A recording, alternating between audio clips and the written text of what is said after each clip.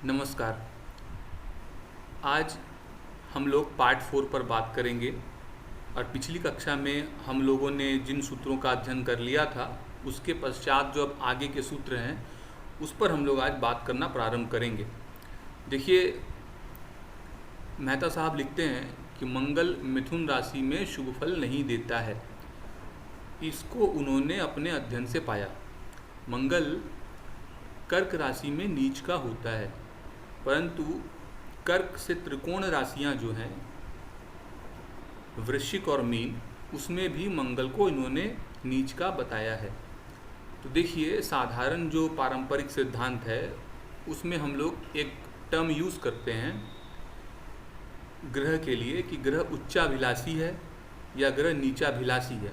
तो आपको बात समझ में आ गई होगी मैं क्या कहना चाह रहा हूँ कि मंगल जब मिथुन राशि में होता है तो वो कर्क की तरफ बढ़ रहा होता है, फलतः यह मंगल जो है नीचाभिलाषी होता है। इस कारण से उन्होंने मंगल को मिथुन राशि में शुभ फल प्रदान नहीं करने वाला बताया है। आइए आगे चलते हैं। उच्च के ग्रह की युति यदि शनि के साथ हो या शनि से दृष्ट हो तो ऐसा ग्रह नीच के समान फल देता है। अब यह क्या सिद्धांत है, इसको समझते हैं कि मान लीजिए कि कोई एक ग्रह उच्च राशि में बैठा है। सपोज कर लेते हैं कि बृहस्पति जो है वह कर्क राशि में स्थित है।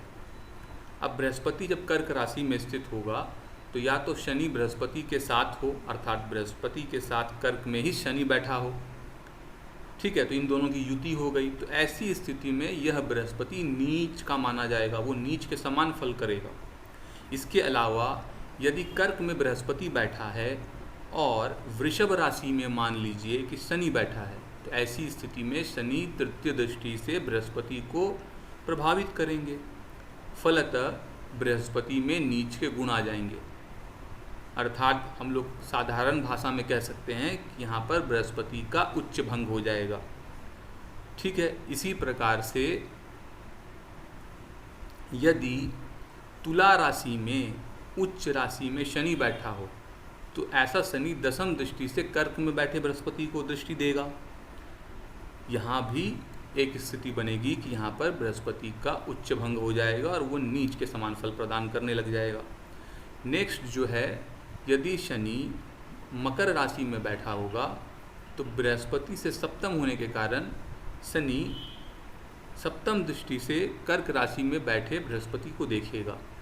इस कारण से बृहस्पति नीच का फल प्रदान करने वाला ग्रह बन जाएगा। अब आगे जो है ये कहते हैं कि यदि नीच की ग्रह की युति शनि के साथ हो या शनि से दृष्ट हो तो ऐसा ग्रह उच्च के समान फल देता है। इसको ऐसे समझ लीजिए, स्थिति को हम लोग उलट देते हैं। मान लेते हैं कि बृहस्पति मकर राशि में बैठा है। अब मकर राशि में बृहस्पति नीच का होता है, जैसा कि हम सभी जानते हैं। ऐसी स्थिति में शनि यदि बृहस्पति के साथ युति में हो, अर्थात शनि भी मकर में बृहस्पति के साथ ही बैठा हो, ऐसी स्थिति में क्या होगा कि बृहस्पति का नीच भंग हो जाएगा। एक तो शनि मकर का स्वामी है, उस कारण से भी भंग होगा। अगर ऐसा शनि या ऐसा बृहस्पति, मान लीजिए ये शनि मकर में नहीं भी होता, इसको एक उदाहरण और हम लोग ले लेते हैं, दूसरा एक उदाहरण लेते हैं जिससे कि समझने में सुविधा होगी। हम लोग मान लेते हैं कि चंद्र को ले लेते हैं कि चंद्र यदि वृश्चिक राशि में बैठा है और शनि वहाँ पर वृश्चिक में चंद्र के साथ बैठा है, तो चंद्र नीच का है, परंतु शनि की स्थिति के कारण, शनि के साथ युति के कारण यह चंद्र उच्च के समान फल प्रदान करेगा, ठीक है।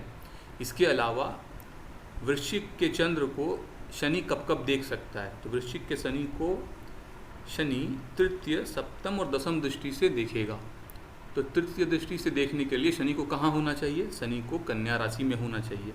यदि शनि कन्या में होगा तो अपनी तृतीय दृष्टि से वह वृश्चिक में बैठे चंद्र को देखेगा। यहाँ यह शनि चंद्र का जो है नीच भंग कर देगा और ये चंद्र जो है उच्च के चंद्र के समान कार्य करने लग जाएगा, ठीक है। इसके अलावा यदि शनि वृषभ राशि में बैठा होगा तो सप्तम दृष्टि से वृश्चिक में बैठे चंद्र को देखेगा। यहाँ भी यही स्थिति बनेगी, चंद्र का निचत्व जो है वो भंग हो जाएगा और उसे उच्चत्व प्राप्त हो जाएगा। इसके अलावा जब शनि कुंभ राशि में बैठे होंगे तो भी दसम दृष्टि से जो है वृश्चिक राशि में बैठे चंद्र को देखेंगे। ऐसी स्थिति में भी जो है पुनः चंद्र का निचत्व जो है वो भंग होकर के चंद्र बहुत अधिक बलवान हो जाएगा और उसको उच्च का बल प्राप्त हो जाएगा। अब इसके लिए वो कहते हैं कि ये कब फल प्रदान करेगा, कब उच्च का फल मिलेगा, कब नीच का फल मिलेगा। ऐसा तो नहीं है कि ग्रह नीच का है तो वो तुरंत ही उच्च का हो जाएगा। इसके लिए first part of life, second part of life में ये उच्च का फल कब करता है, ये कब नीच का फल करता है, इसके ऊपर सिद्धांत है पूरा, इन्होंने बताया हुआ है। उस पर हम लोग आगे चलकर बात करेंगे। आइए अब हम लोग अगले सूत्र पर चलते हैं। आगे ये कहते हैं यदि अग्रह पर क ग्रह की नीच दृष्टि आ रही हो तो अग्रह जिन भावों का स्वामी है उन भावों के बल में कमी होगी। ये बहुत साधारण सा सूत्र है लेकिन बहुत सटीक कार्य करता है। मान लीजिए कि कोई भी एक ग्रह किसी एक राशि में है। उदाहरण के लिए हम लोग समझने के लिए मेष लग्न का उदाहरण ले लेते हैं कि मेष लग्न में सूर्य उच्च राशि का बैठा है। तो यहाँ पर देखते ही हम लोगों को एक बात समझ में आएगी कि अरे सूर्य पंचम भाव का स्वामी है, तो सूर्य जो है पंचम भाव के फल जो है वो बहुत बलवान होकर के प्रदान करेगा। पंचम भाव के बहुत अधिक फल जातक को मिलने चाहिए। परंतु ऐसी स्थिति में यदि शनि कर्क में बैठा है, चतुर्थ भाव में, मेष लग्न से चतुर्थ भाव में कर्क राशि में शनि बैठा है, या शनि मकर राशि में बैठा है, या शनि कुंभ राशि में बैठा है, तो ऐसी स्थिति में क्या होता है कि शनि जब कर्क में बैठेगा तो दसम दृष्टि से मेष में बैठे सूर्य को देखेगा, मकर में सप्तम भाव में बैठा होगा तो सप्तम दृष्टि से देखेगा, और यदि कुंभ में बैठा है तो वो तृतीय दृष्टि से लग्न में बैठे मेष राशि में बैठे सूर्य को देखेगा। अब देखिए कि शनि की नीच दृष्टि है मेष पर, शनि मेष राशि में नीच का होता है। ऐसी स्थिति में सूर्य का जो भाव है पंचम, जहाँ पर सिंह राशि आ रही है, सूर्य जिस भाव का स्वामी है पंचम, उसके फल में कमी हो जाएगी। अब यहाँ पर सिद्धांत मिलाते रहेंगे हम लोग, परंतु बात बनेगी नहीं कि सूर्य उच्च का है क्यों फल आया। हाँ, एक बात ज़रूर समझ में आएगी कि पंचमेश शनि के द्वारा पीड़ित है, परंतु ये समझ में नहीं आएगी बात कि यहाँ पर सूर्य उच्च का नहीं नीच का फल प्रदान कर रहा है। ये मेहता साहब का सिद्धांत है जो उन्होंने निकाला था अध्ययन करके। तो उम्मीद कर रहा हूँ कि बात आपके समझ में आ गई है। अब इसी प्रकार इसको और हम लोग फर्दर एक स्टेप और आगे लेकर चलते हैं।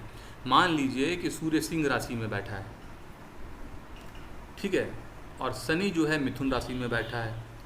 तो ध्यान रखिएगा इस बात को, मेहता साहब ने जो सिद्धांत बताए उसके अनुसार सूर्य जो है वो सिंह राशि और धनु राशि में भी उच्च का होता है।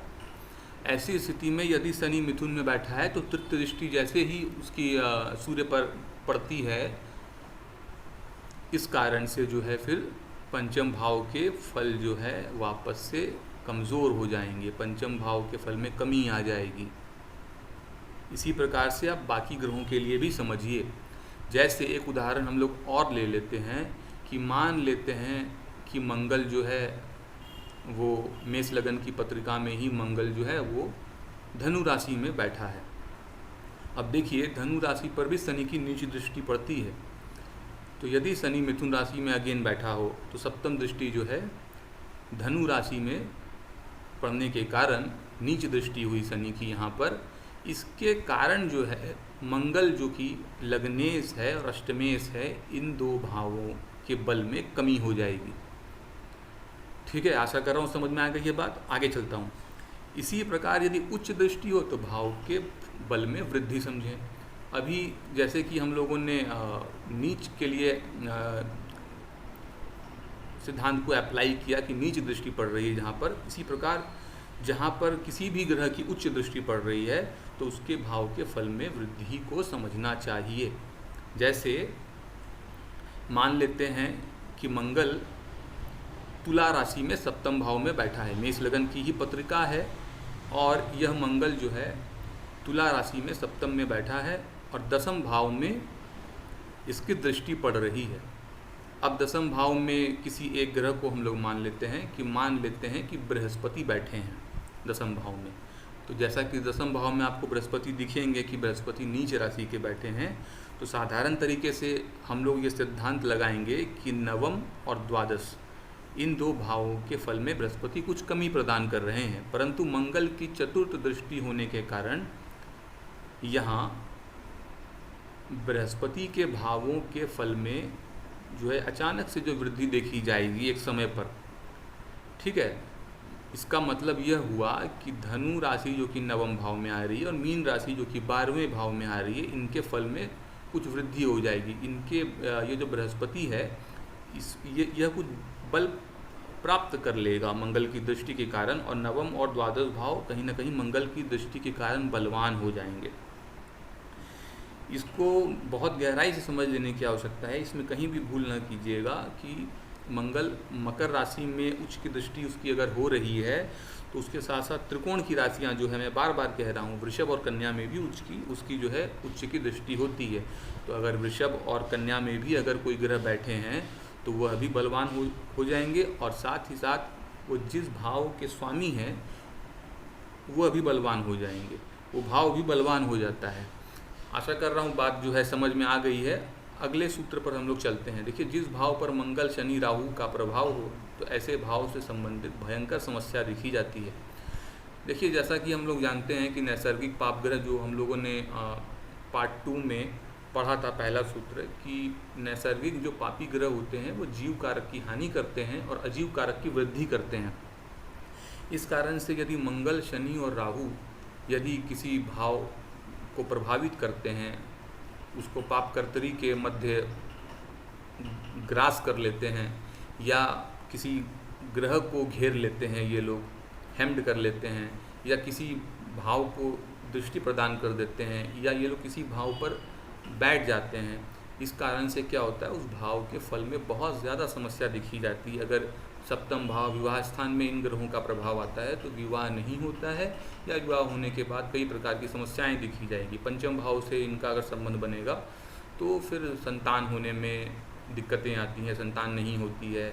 एक पत्रिका मुझे याद है जो कि मिथुन लग्न की है, और उन महाशय के जो पंचम भाव है वहाँ पर मंगल और शनि बैठे हैं। तो देखिए, मिथुन लग्न के लिए पंचम भाव में मंगल और शनि की स्थिति जो बनती है, वहाँ पर मंगल तो ठीक है शुक्र की राशि में है, परंतु शनि वहाँ पर उच्च राशि का होता है।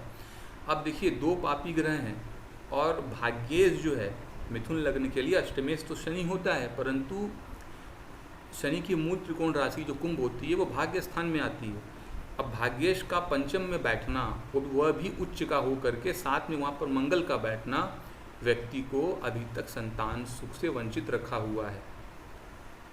तो कहीं ना कहीं जो पापी ग्रहों का जो सिद्धांत मेहता जी ने दिया था कि नैसर्गिक पाप ग्रह जो है जीव कारक की हानि करते हैं, तो वह बिल्कुल सटीक सिद्धांत है कि इस व्यक्ति के केस में भी जो है संतान नहीं हुई है, अर्थात पंचम भाव के जीव कारक के रूप में हम लोग संतान को लेते हैं, वहाँ पर इसने हानि कर दी है। परंतु व्यक्ति पढ़ा लिखा है, व्यक्ति MBA की पढ़ाई किया हुआ है और अच्छी नौकरी कर रहा है। ठीक है, उम्मीद कर रहा हूँ कि यह सूत्र भी आप लोग समझ चुके हैं। आगे जो है हम लोग एक सूत्र और देखते हैं कि नैसर्गिक पापी ग्रह जो है शनि, मंगल, केतु, राहु व सूर्य आदि, ये 3, 6, 11 भाव में शुभ फल प्रदान करते हैं। मतलब जो पारंपरिक आदि में सिद्धांत हम लोग समझते हैं कि भाई पापी ग्रह जो हैं वह त्रिषडाय में अच्छा फल प्रदान करते हैं, और त्रिषडाय मतलब तो 3, 6, 11 ही होता है। त्रि अर्थात 3, षड मतलब 6 और आय मतलब 11, तो त्रिषडाय आ गई है। तो त्रिषडाय आगे चलता हूँ। देखिए, वक्री ग्रह बहुत बलवान होते हैं और शक्तिशाली ढंग से अपना फल करते हैं।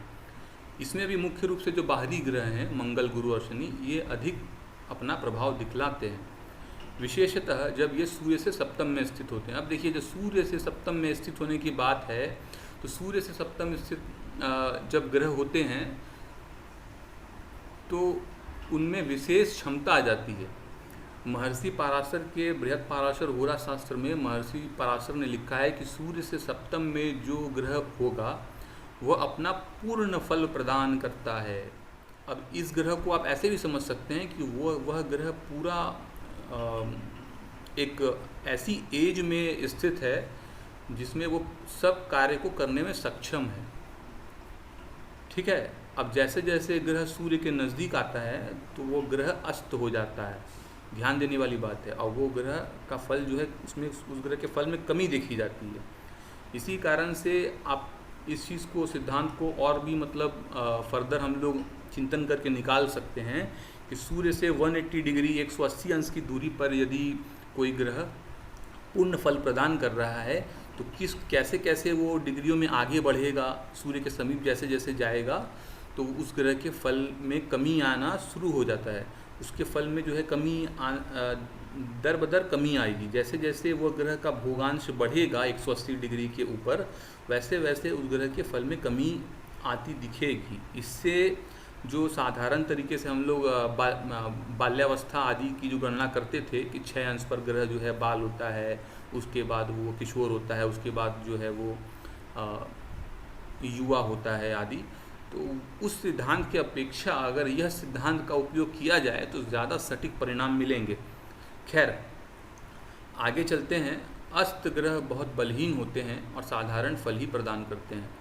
तो सिद्धांत इतना सही है कि हम लोग जैसा जानते हैं कि जब कोई ग्रह वक्री होता है तो वह पृथ्वी के समीप होता है। इस कारण से उसकी जो रेडिएशंस हैं, उसकी जो किरणें हैं, वह जो सूर्य से जो किरणें लेकर के और बाकी जो रेडिएशंस है प्लैनेट्स के बीच में जो बनता है उसको लेकर जो पृथ्वी पर देता है, उसकी क्षमता बहुत बढ़ जाती है और वो बहुत आसानी से, बहुत जल्दी जो है पृथ्वी पर ऐसी ऊर्जा को जो है वो परिवर्तित करता है।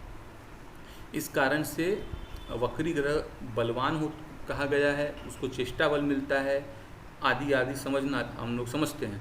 तो खैर अस्त ग्रह के विषय में बिल्कुल विपरीत बात आती है। जब सूर्य के बहुत समीप जब कोई ग्रह आता है तो वो छिप जाता है।